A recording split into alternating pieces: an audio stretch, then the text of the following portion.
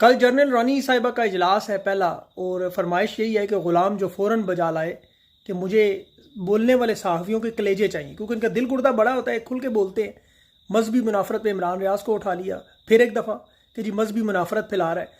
जिसने इतना बड़ा फैसला दिया वो बैठा हुआ है वहाँ लाइव सर्कस लगा के, उसे कोई कुछ नहीं कहता।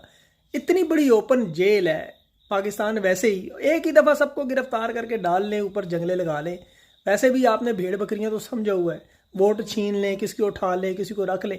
वकार सत्ती ने एक पोस्ट की थी इमरान खान के बारे में, मजहबी मुनाफरत, आपको याद होगी। फिर खान पे वजीराबाद में हमला हुआ, लेकिन वो चूंकि इनके पालतू हैं इसलिए कुछ नहीं कहा जा सकता।